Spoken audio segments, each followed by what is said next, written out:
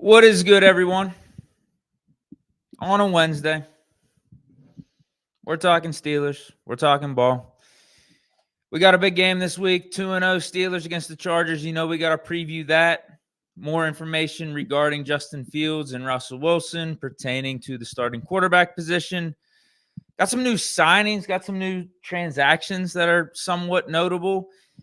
And the Steelers finally make a decision on the starting right tackle position. Kind of. There's seems to be still some flip-flopping involved with that based off Tomlin's recent comments in his Tuesday press conference. But let's start off with Justin Fields, Russell Wilson, QB1. Who's it going to be for week 3? And right now, it's going to be Justin Fields. And I think it's going to be Justin Fields when Sunday hits because we're in like the exact same predicament we've been in. Russell Wilson, he's still limited to start the week and is probably going to be limited throughout the rest of the week. Not really going to be practicing. And the Steelers are going to want to be prepared. And the guy that's really only available to us in a full capacity is Justin Fields. I guess Kyle Allen is, but obviously Justin Fields is the better quarterback, is the guy that we like a little bit more. I think a lot more.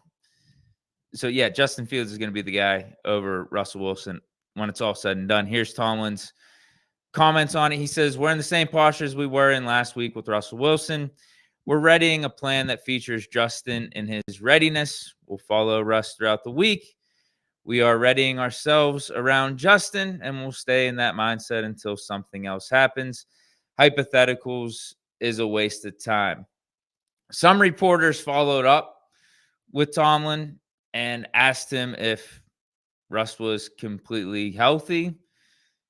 Is he still the starter? Like, are you willing to name one of these guys the starting quarterback as is right now? Let's just say if both guys were fully healthy, would you be able to switch up the depth chart? Has Justin earned that? And he basically said a very similar thing where I'm not dealing in the hypotheticals. Nothing's changed from training camp and the preseason, and that Russ is still number one on the depth chart.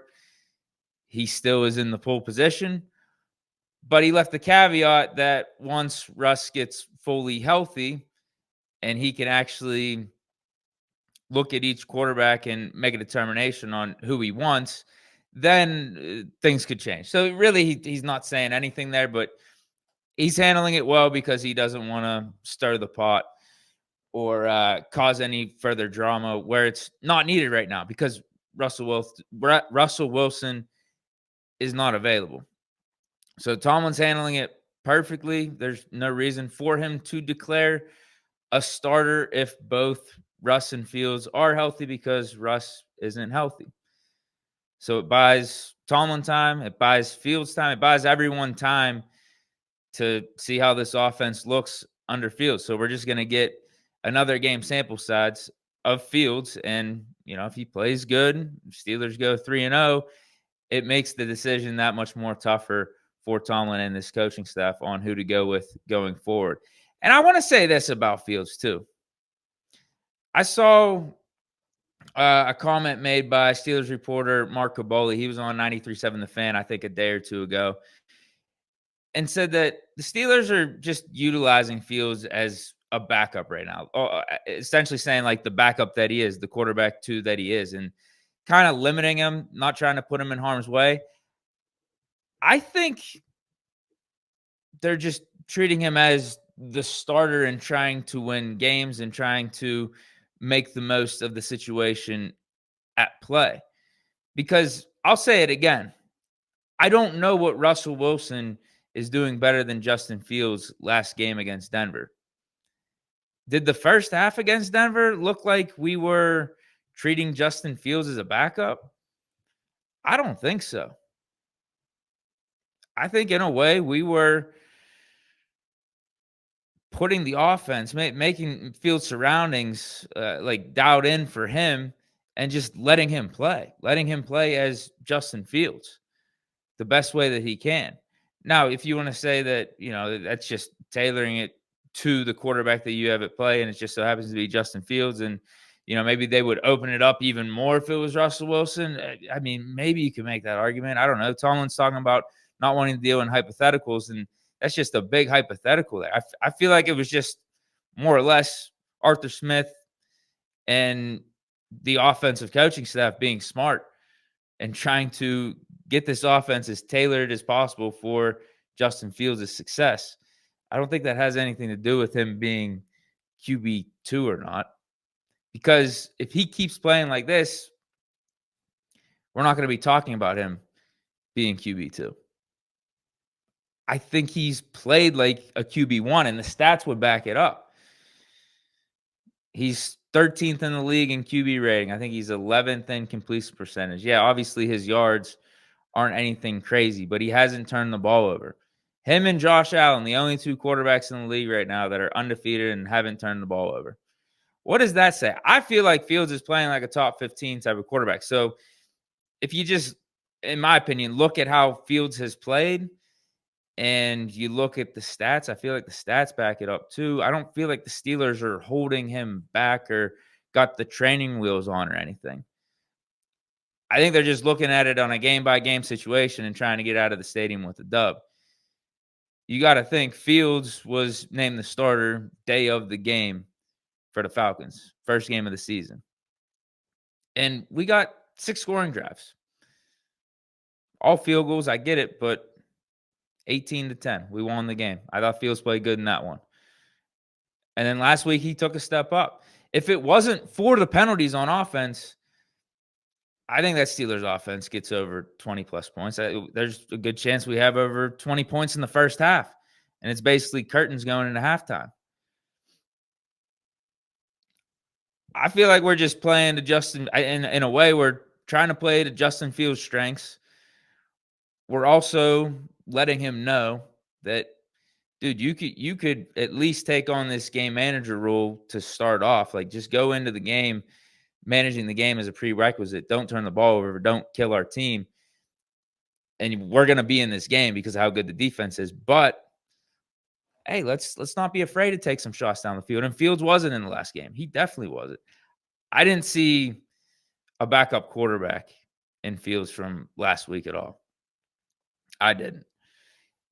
And again, people keep asking, what if he keeps playing like he has been? Like, is that enough? We only had 18 points on offense in week 1. We only had 13 points on offense in week 2. If he keeps playing like this and we're winning games, like, do we still make the switch to Russell Wilson? Again, I'll argue if he keeps playing like he did last week, I think we even get more points on the board as long as we don't have as many penalties, because the way Justin Fields played, particularly in that first half, was worthy of a multiple touchdown type of game. So I think if he keeps playing like he is, the offense is only going to be getting better and he's going to keep the job. Big Ben said he's rocking with Fields on his podcast most recently, and that's right after week 1. He said going into week 2, he would go with Russ just because of the veteran experience and everything. But based off Fields' play against the Broncos, Big Ben flipped his opinion. He said, if both guys are healthy, I'm rolling with Fields. Santonio Holmes was just on our podcast yesterday. He said he's sticking with Fields.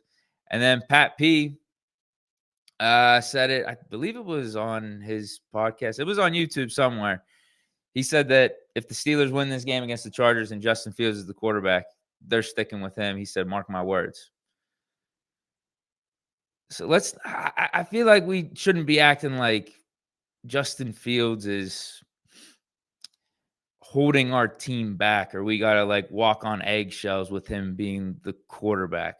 I think he's a big part of this offense and the success we've had thus far and the team success we've had thus far.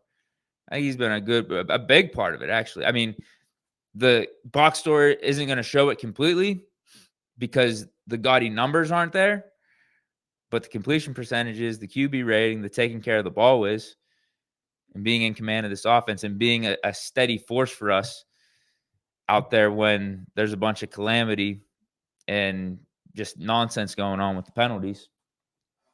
Like, that's stuff you got to account for. So Fields has been playing good. And it's not like Tomlin's going to have a decision this week, or it looks like he's not going to have a decision this week between Fields and Wilson, and we're going to get another chance to see him. I think he's earned it either way. But no matter what, we're more than likely going to see him against the Chargers, and I'm excited for it. Let's get into some signings real quick. James Pierre coming back. Pierre Island was a guy that I thought was going to be way better than what he was whenever he was on the Steelers for those, first 4 years of his career. I think this is his 5th year, was just cut by the Commanders and was out there in free agency, completely available. And with the Steelers' struggles on special teams, particularly the gunner position, picking up James Pierre makes a ton of sense, because that was really the way James Pierre was able to stick on the roster for as long as he did, because he was given the opportunity, I believe in his 2nd year, to be a prominent cornerback in our defense. And about 3 or 4 weeks into that season, we quickly realized that Pierre's more CB4, CB5 than CB2. But his special teams play, his special teams contributions kept him on the roster for the rest of that season, and then for the following 2 years. And then sometimes when we needed him to play a decent amount of snaps in a game, if we were hurting in the secondary, he would show up. He would do good enough. It's just he's not one of those guys that you could rely on, I think, snap in, snap out, being an outside guy. But with us needing help on special teams, I like picking him back up. Goes hand in hand with everything we've done this whole offseason and turning over every stone, trying to make this team as good as possible at every position, no matter what it is. Whether it's gunner on special teams, it's punter, linebackers, depth cornerbacks, depth safeties, offensive linemen. James Pierre is just another addition to help us try to win games. And I like bringing him back. A couple other notable moves. Tyler Medikevich to IR, so I guess he's going to be out for the next 4 weeks. Ben Skoranek to IR. He was a receiver we just picked up. He was a Super Bowl champion with the Rams, was one of their depth receivers, and was also supposed to be a special teams guy for us. So maybe that goes hand in hand with us picking up Pierre too. He's on IR. He's going to be out for, I guess, 4 weeks too. But the guy I have pictured here next to Pierre, CJ Henderson. We had him in for a workout yesterday. Now, we ultimately didn't sign him because he was here on a workout with 3 other guys. I think there were 2 other cornerbacks too. CJ Henderson plays cornerback. We ultimately signed Deshaun Jameson, not CJ Henderson. But really interesting name that we brought in here, because CJ Henderson's a former top 10 pick, bounced around from the Jaguars to the Panthers, hasn't lived up to the pedigree, but, started some games in this league. And I like the fact that the Steelers are taking a shot on a big name guy like him, or a highly talented guy like him, even though his career hasn't really exactly panned out as planned. He was most recently with the Texans. He's completely available. He was out there on free agency. He took 2 seasons with the Jaguars. They traded him to the Panthers. Started there for a little bit, but again, just never really lived up to what he was supposed to be. And then this last season, free agency, was picked up by the Texans, and they didn't even keep him. They cut him. So I don't know exactly what his deal is, why he can't find a consistent job, can't be a consistent starter in this league. But I like the Steelers at least bringing him in, giving him a chance. What happened? Here's my question. What happened in this workout, given that he's been in the league 4 years, has at least started games, to the point where signing Deshaun Jameson over him? Is he really that bad?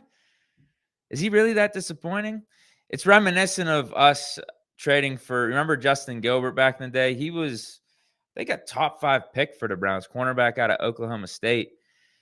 And he didn't work out with the Browns, and we ended up trading a late pick for him, and nothing came to be. We might even cut him before the season started. But I like the fact we're bringing in a guy like CJ Henderson, a big name guy, a talented guy. just to see if he's still got it, if he's not completely washed, if his career ain't completely over. And it still might not be, but it doesn't look like he has that high of a chance to be on the Steelers because we passed on him in favor of a Deshaun Jameson, a guy I'd never have heard of. But maybe he'll be on our radar if something happens in our secondary. Maybe we'll give him another chance at a workout down the line. But those are some of the recent transactions, recent moves that the Steelers have been making middle of the week. Also, Rodney Williams was activated from the practice squad to the 53. May have something to do with this matchup against the Chargers. Two very physical teams that like to run the ball. So maybe we're loading up on tight ends. I think is that 5 tight ends on the active roster? We're not messing around. Now, he does play special teams. He does play special teams too, so that may have something to do with it, but he may get incorporated on offense too, helping us block on the line, be an extra blocker out there. Last thing before I get into this preview, I'll also check in with you guys in the chat before I get to the preview. Troy Fautanu is now officially listed as the starting right tackle on the depth chart. I think that's good. It shows that the Steelers are more decisive in week 3 for that position as opposed to last week, where the report came out on the day of the game that we were going to rotate Fautanu and Broderick Jones at right tackle. That Fautanu was going to start, but we're going to rotate the two. Didn't make sense to me at the time, but weirdly enough, it does make more sense to me now after hearing Tomlin explain his reasoning. I still don't like it. I still don't like the thought process or the handling of it, but at least I understand where Tomlin was coming from. He said since Troy has been injured these last several weeks, he was worried about his conditioning. So obviously, he thinks that Fautanu is the better right tackle over Broderick Jones. That's why he gave him the start last week, sight unseen pretty much with Troy Fautanu. Like, Fautanu played a couple series in preseason, but Tomlin got a lot of work with him in training camp and OTAs and liked what he's seen. It's just we weren't really able to see Fautanu on the field like that. And when we did get to see him, it wasn't pretty against Danielle Hunter in that Texans preseason game. But he was willing to go out on a limb without seeing much more from Fautanu on the actual field and name him the guy in week 2 over Broderick Jones, with the caveat that Jones was going to get in some series. They were going to rotate throughout the game. But now, after, I guess, Broderick Jones penalties and everything, Tomlin we're saying we're going with Fautanu. Even though, hold on, I'll get to, I jumped ahead there. Let me get to what Tomlin says real quick. But the fact that we did the rotation thing last week, again, I wasn't happy about it, but the explanation Tomlin gave was a little understandable because he was worried about Fautanu's condition. Going back to what I was saying, like, he was injured and everything, and Tomlin was willing to start him without really seeing him on the field like that. He was worried about Fautanu's conditioning and how he was going to hold up. That's why he was going to get Broderick Jones in there. Again, still don't like it, especially after seeing how Fautanu played the first 2 series. He was in a groove. Why throw Broderick Jones out there and take that risk? But he did, and we get the Broderick Jones series and everything. I understand it. I just feel like you stick with the guy. You don't need to, and you don't need to put your game plan out there for everyone to know. Was that to calm the masses? Like, if we did see Broderick Jones out there in the third series and we didn't know that the game plan going in was going to be a rotation between the two, were we going to be flipping out and wondering if Fautanu was injured or not? I don't know. Like, that doesn't make sense. Why, if for all these weeks, Tomlin really wasn't willing to declare a starter with Russell Wilson, Justin Fields, he's not willing to give any further insight in that situation or tip his hand any more than he needs to. Why did we have to say that we were rotating those two going into last week? Still not sure about it. Don't like it, but I understand it a little bit more. But, okay, back to what I was saying about the decision with Fautanu being the starter this week based off of how everything played out last week. Obviously, Fautanu was better than Broderick Jones. Fautanu had a really damn good game. Broderick went in for that one series, but I think all the snaps, all the series that Fautanu was out there, I think was positive. Broderick's was not good. But anyway, that's why we have the depth chart the way that it is. But Tomlin gave another caveat, though, that he's not going to close the door on Broderick Jones earning his opportunity again. So I don't know if that means he's willing to do the rotation again this week. Hopefully not, because after seeing Fautanu get a full game under his belt, he's got the conditioning up to par where it needs to be. And we don't got to mess with this. Because I just, it doesn't make sense to me. Like, one, Broderick don't look right. He don't look healthy. Fautanu clearly looked like the better right tackle. It killed our momentum on offense. It killed our series, like, completely. That third series, and Fields was throwing dots. I'm not saying that's who Broderick Jones is, but that's the type of stuff that can happen when you do this rotation stuff and you get guys out of rhythm, out of flow. So hopefully we don't even think about messing with that this week. Fautanu listed as the definitive right tackle, not Fautanu and Broderick Jones at right tackle. Just rock with him and give Jones some time to heal up. And in the time being, he could be good depth for us, which is what he is right here. He's the guy behind Dan Moore. He's the guy behind Troy Fautanu at both tackle positions. Let me check in with you guys before we get into this preview. Steeler fan 532 was good. Says Broderick is still going to swing tackle. Thoughts on that? Yeah, I think I think that's the best thing we can do with him right now. I don't think he's earned to start over Dan Moore at left tackle. And based off what we saw last week between Fautanu and Broderick Jones, we got to rock with Fautanu. We got to. Steeler fan 532 also says that Dino Pickens was a ridiculous throw that came back on a penalty. I know. Unfortunate. 1-0 Creation says, we definitely need a number 2. It was so many plays where if we had a number 2, the game wouldn't even have been as close as it was to be real. I'm assuming you're talking about a number 2 receiver. Yeah, I could see it. I think the penalties were more costly than that, but it's on the list of things we need, ways we can improve this offense, because there were some throws that Justin Fields made to a Calvin Austin, for example, that I thought if we had a more definitive number 2, wide receiver number 2, that they have a better chance of coming down with it. 1-0 Creations says, oh, I'm sorry, I mispronounced your name. I remember what it is. It's Uno Creations. It says Brod's got to be the backup until healthy. Chelsea says, I think a wide receiver 2 would open up the offense, the run game, and the pass game. I agree.